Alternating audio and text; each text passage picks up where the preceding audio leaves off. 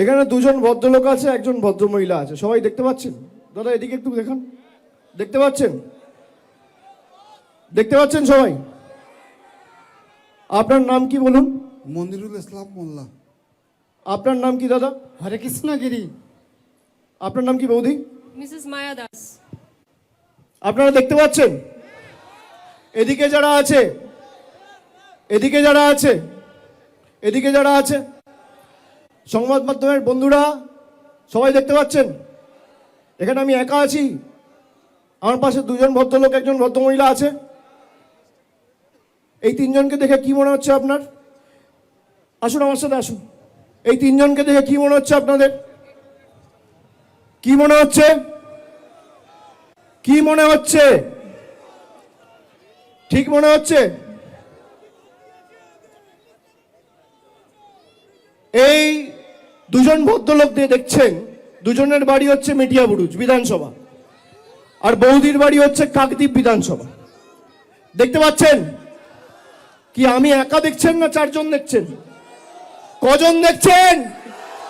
কজন? এবার শুনুন, ইলেকশন কমিশন এদের দেখতে পাচ্ছেন না, এদের মৃত ঘোষণা করে দিয়েছে।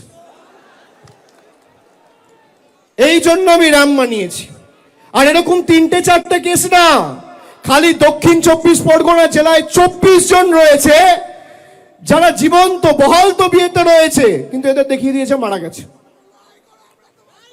কোনোদিন মৃত ব্যক্তিদের র্যাম্পে হাঁটতে দেখেছেন? দেখেছেন? দেখেছেন? এই কারণ আমি তৈরি করেছি যে এদের কি চক্রান্ত, বাংলার মানুষ যাতে ভোটাধিকার প্রয়োগ না করতে পারে এদেরকে মৃত দেখিয়ে দেওয়া হয়েছে।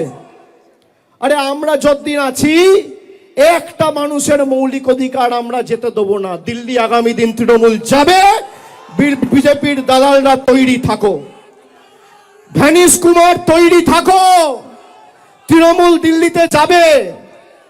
আজকে যা মাঠে লোক হয়েছে আমি ছেড়ে দিলাম। রাস্তায় পাটুলি থেকে আসার সময়, পাটুলি থেকে শুরু করে এই ময়দান অবধি প্রায় 20-22 কিলোমিটার রাস্তা, সোনারপুর হয়ে এলাম। রাস্তার দুধারে যা লোক ছিল, 1/3 লোক যদি দিল্লিতে যায়, জ্ঞানেশ কুমার অমিত শাহ বানের জলে ভেসে যাবে, চোখে দেখা যাবে না।